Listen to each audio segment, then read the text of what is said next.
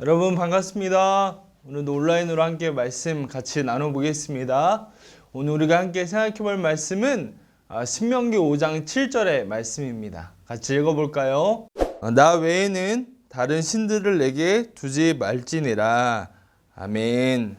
여러분 광고한 대로 오늘부터 십계명, 하나님이 이스라엘 백성들에게 주신 10가지 계명을 함께 하나씩 생각해 보려고 합니다. 오늘 우리가 읽은 말씀은 제1계명, 십계명의 첫 번째 계명입니다.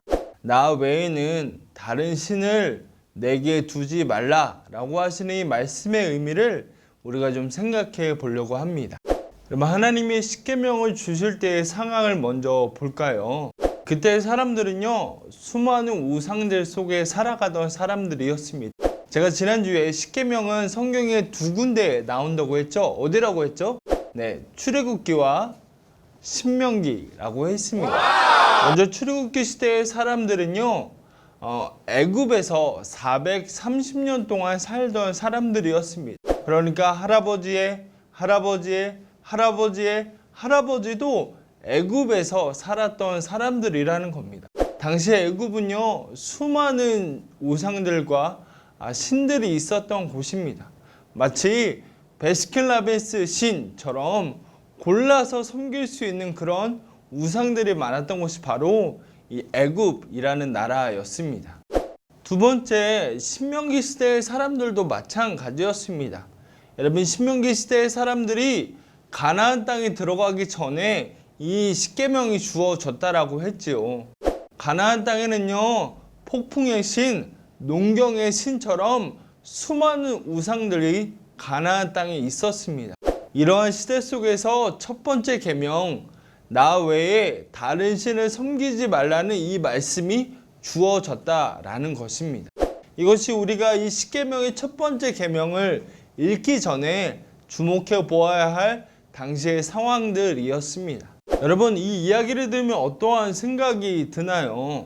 나는 교회 밖에 다른 종교는 가져본 적이 없는데 누구보다 이 1계명, 나 외에 다른 신을 섬기지 말라는 이 계명만큼은 내가 철저하게 잘 지키고 있어, 이런 생각을 하고 있지 않나요?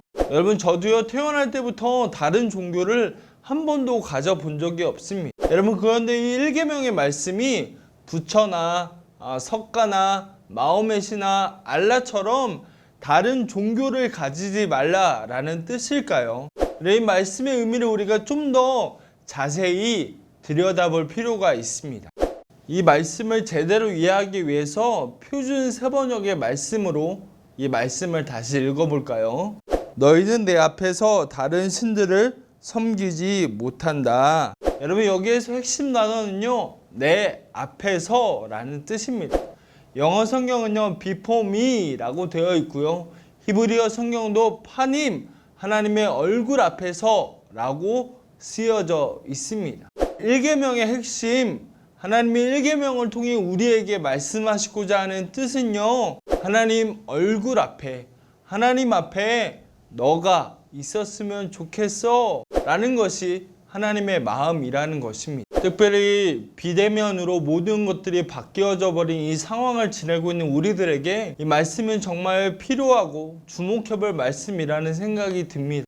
온라인으로 예배를 드리고요, 온라인으로 성경을 공부하는, 여러분 알고 계시죠? 월요일부터 수요일까지 밤 10시에 온라인 성경 공부가 있습니다. 익숙하지 않고 어색한 일들을 우리가 하고 있는 시대를 살아가고 있습니다. 그런데 우리가 사는 세상은요, 생각보다 많은 부분에서 비대면, 사람이 사람을 만나지 않고 하는 일들이 참 많이 있습니다. 몇 가지만 생각해 볼까요? 대표적인 게 셀프 주유소입니다. 여러분, 굳이 사람을 만나지 않고도 나 스스로 주유를 할 수가 있습니다. 2009년도부터 구찌라고 하는 브랜드에서요, AR 증강현실로 구찌의 상품들을 실착해 볼 수 있는 프로그램을 개발해서 시작을 했다고 합니다. 신발, 가방, 선글라스 같은 것들을 내가 매장에 직접 가보지 않고도 실착해 볼 수 있는 시스템을 개발해서 시작을 했다라는 겁니다.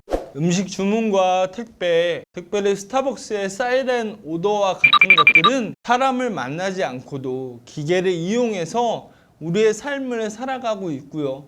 우리는 이런 것들이 익숙해져 가는 시대에 살아가고 있습니다. 그리스도인인 우리도요, 교회에 모여서 예배드리지 못하는 시간이 길어지고 있습니다. 여러분, 이러한 시대 속에 우리는 고민해 보아야 합니다. 교회에 모이지 못하면 우리는 하나님을 예배할 수 없는 것일까? 사람과 사람이 대면해서 만나지 않으면, 교회에 나오지 않으면 믿음을 지킬 수 없는 것일까? 여러분, 정말 그럴까요? 우리가 만나지 않고 이 코로나가 길어지면 하나님을 예배할 수 없는 그러한 상황이 된 것일까요? 우리가 이 말씀을 좀 생각해 볼 필요가 있습니다. 이 십계명의 제1계명은요, 예배에 대해서 이야기하고 있다고 해도 과언이 아닙니다. 우리가 함께 모여서 교회에서 예배를 드리는 것뿐만 아니라 우리의 일상의 삶에서 우리가 살아가는 가정과 직장과 학교와 여러 곳에서 살아가는 우리의 삶의 예배를 이야기하고 있다는 것입니다. 창세기 4장을 보면요, 가인과 아벨의 예배가 나오고 있습니다. 먼저 형이었던 가인은요, 농경사회의 최고라고 할 수 있는 곡식, 성경은 땅의 소산이라고 얘기하는데요, 곡식으로 하나님께 예물을 드렸습니다. 여러분, 우리나라도 농경사회 때 쌀로 물건을 주고 팔기도 했다라고 합니다. 그러니까 곡식으로 땅의 소산으로 예배를 드렸다는 것은 최고의 재물을 가지고 하나님 앞에 나와왔다라는 것을 의미합니다. 그런데 동생 아벨은요, 양이라는 재물을 가지고 나와왔습니다. 당시에는 고기를 먹지 않았기 때문에요, 양이 줄 수 있는 것은요, 젖, 양털, 가죽, 이것밖에 없었습니다. 그러니까 엄밀히 따지자면 양을 가지고 나와왔다는 것은 당시의 사회에서 그렇게 가치 있는 것은 아니었다라는 것을 우리에게 이야기해 주고 있습니다. 여러분, 가인과 아벨이 드린 제물만 놓고 봤을 때는요, 형인 가인이 더 가치 있고 더 귀한 것을 하나님께 드린 것입니다. 그런데 하나님이 무엇이라고 말씀하시냐면, 가인과 가인의 제물은 받지 않으시고 아벨과 아벨의 제물은 받으셨다라고 말씀하고 있습니다. 이것은 무엇을 말하고 있을까요? 하나님의 관심이 어디에 있는지를 우리에게 이야기합니다. 하나님은요, 이 사람이 어떠한 재물을 가지고 왔느냐 보다 이 사람이 어떠한 삶을 살아왔는지에 더욱 관심을 가지고 계시다라는 것을 이야기합니다. 재물을 받지 않으셨다라는 말의 본래적인 의미는요, 하나님의 얼굴을 돌리셨다 라는 의미입니다. 그러니까 하나님이 기뻐하실 만한 삶이 아니었음을 말해주고 있습니다. 아벨이 가지고 나온 재물은 당시에 그렇게 가치 있는 재물이 아니었습니다. 그럼에도 불구하고 하나님은 아벨의 예배를 받으셨다라고 얘기하고 있습니다.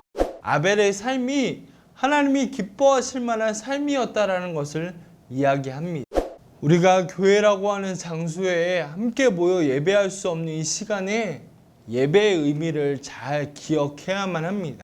로마서 12장 1절을 보면 이렇게 얘기합니다. 여러분의 몸을 하나님께서 기뻐하실 거룩한 산 제물로 드리십시오. 이것이 여러분이 드릴 합당한 예배입니다. 아멘. 우리의 몸, 우리의 삶이 하나님이 기뻐 받으시도록 하는 것이 합당한 예배라고 얘기하고 있습니다. 제가 모여서 드리는 예배가 필요 없다라고 얘기하는 것이 절대 아닙니다. 여러분, 우리가 모여서 예배함으로 힘을 얻어야 합니다. 여러분, 이 세상에서 그 힘을 얻어서 믿음의 삶으로 하나님이 기뻐 받으실 만한 삶을 살아가야 합니다. 그러기 위해서는 모여 드리는 예배가 반드시 필요합니다. 그러나 모여드리는 예배가 전부가 아니라는 겁니다. 하나님이 주목하시는 것은 우리의 삶으로 드리는 예배, 우리가 한 주간의 삶에서 정말 하나님이 기뻐하실 만한 예배를, 삶을 살고 있는지를 주목하고 계시다는 것을 우리가 기억해야 합니다. 우리의 삶이 하나님이 기뻐 받으실 만한 삶이 되는 것, 이것이 진짜 예배라는 것을 우리에게 이야기하고 있습니다. 신약 성경에 보면 이 예배라는 단어를 헬라어로 프로스키네오라고 이야기합니다. 여러분, 이 단어의 뜻은요, 두 사람이 입맞춤을 하다라는 뜻을 가지고 있습니다. 여러분, 입맞춤 하려면 어떻게 해야 할까요? 가까이 가야 합니다. 멀리 떨어져서는요, 입맞춤을 할 수 없다라는 것입니다. 여러분, 예배가 무엇인지를 우리에게 이야기해 줘요. 예배가 무엇입니까? 하나님과 멀리 떨어지는 것이 아니라 하나님과 입맞춤하듯이 하나님과 가까워지는 것, 하나님의 얼굴 앞으로 나아가는 것, 이것이 예배라고 이야기하고 있습니다. 여러분, 이 사실이 가장 기본이 되고 가장 중요한 것이기 때문에 십계명의 제1계명 첫 번째에 두었습니다. 이 1계명의 말씀을 생각해 보면서 나는 다른 신을 섬기지 않았어, 나는 우상 숭배를 하지 않았어 라고 생각하는 것이 아니고요. 나는 얼마나 하나님과 가까이 살았는가, 나는 얼마나 하나님과 동행하며 살았는가, 하나님과 내 사이에 그 무엇을 두고 살아가지는 않았는가를 점검해 보아야만 합니다. 여러분, 1계명은 그것을 이야기합니다. 하나님의 얼굴을 구하는 삶, 하나님과 가까이 하는 삶, 하나님이 보시기에 기뻐하실 만한 삶, 그러한 삶을 살아가는 것이 이 1계명의 핵심이고 우리가 하나님께 드려야 될 예배라고 이야기하고 있습니다. 우리가 하나님과 얼굴과 얼굴을 가까이 하면서 하나님과 동행하는 것, 이것이 예배이고요. 우리 하나님의 관심이라는 것을 우리가 기억해야만 합니다. 여러분, 설교를 준비하는데 노래 하나가 떠올랐습니다. 봄 캐럴이라고 얘기하죠. 바로 장범준의 벚꽃 엔딩입니다.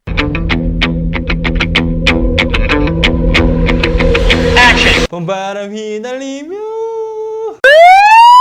죄송해요. 장범준의 목소리를 한번 들어보시죠. 봄바람이 날리며 흩날리는 벚꽃잎이 울려 퍼질 이 거리를 둘이 걸어요. 여러분, 가사가 이래요. 봄바람 휘날리며 흩날리는 벚꽃잎이 울려 퍼질 이 거리를 둘이 걸어요. 여러분, 저는 이게 하나님의 마음이다라는 생각이 들었습니다. 코로나 때문에 봄에 벚꽃을 보러 갈 수 없고 가을에 단풍을 보러 갈 수 없지만 벚꽃을 보러 가고 단풍을 보러 갈 때 누구랑 같이 갑니까? 내가 가까운 사람, 내가 사랑하는 사람과 함께 걸으며 동행한다는 것입니다. 여러분, 이것이 1계명을 통해 우리 하나님이 우리에게 말씀하시고자 하는 하나님의 마음입니다. 여러분, 비대면 시대를 살아가는 우리들에게 하나님이 1계명을 통해서 우리에게 말씀하시고자 하는 내용이 바로 이것입니다. 하나님과 가까이 지내는 것, 하나님과 동행하는 것, 우리의 삶이 하나님이 보시기에 기뻐하실 만한 삶이 되는 것, 모여 예배할 수 없더라도 우리가 그러한 삶을 살아가는 것이 하나님이 기뻐하실 예배라고 우리에게 말씀하고 있다는 것입니다. 여러분, 모여서 예배할 수 없을 때이지만 우리가 이 예배의 의미를 다시금 기억하면서 내가 하나님과 정말 가까이 지내고 있는지, 내가 하나님의 뜻대로 나의 삶을 살아가고 있는지를 점검해 보는 시간이 되기를 축복합니다. 우리 청년부 리더인 하송 형제가 얼마 전 예배 때 마드시에 이러한 글을 쓴 게 있어서 함께 나누려고 합니다. 사회적으로는 거리를 두어야 하지만 하나님과는 거리를 두어선 안 된다고 말입니다. 여러분, 우리의 삶이 이와 같은 삶이 되기를 축복합니다. 여러분, 비대면 시대에 우리가 함께 모여 예배할 수 없지만 이 시대에 우리가 더 예배의 의미를 고민해 볼 수 있다고 생각해요. 한 주간 우리가 삶을 살아가면서 우리의 삶이 하나님이 가까이 하고 하나님이 기뻐하실 만한 삶을 살아가는 저와 여러분들이 되기를 간절히 축복합니다. 그러한 우리가 되어지기를 기도하고요. 다음 주 우리 또 만나겠습니다. 여러분, 광고가 있습니다. 두 가지인데요. 첫 번째는 계속해서 온라인 성경 읽기 광고입니다. 일주일에 3일 월화수 밤 10시에 온라인으로 성경을 읽고 묵상하는 시간을 갖고 있습니다. 여러분, 월요일부터 수요일까지 매주 진행하려고 하니까요. 10시 기억하시고 같이 성경 읽으며 한 주 한 주 우리의 마음에 말씀으로 채워지는 시간이 되기를 기도합니다. 두 번째는요. 이번 주에 생일자가 있습니다. 우리 청소년부 리더이기도 한 우리 찬양이의 생일이 내일 14일 월요일입니다. 이렇게 문자로도 전화로도 축하해 주시고 우리가 한 공동체임을 서로 확인하는 시간이 되었으면 좋겠습니다. 여러분 사랑하고 축복하고요. 한 주간도 잘 지내시고 다음 주에도 온라인으로 만나도록 하겠습니다. 안녕.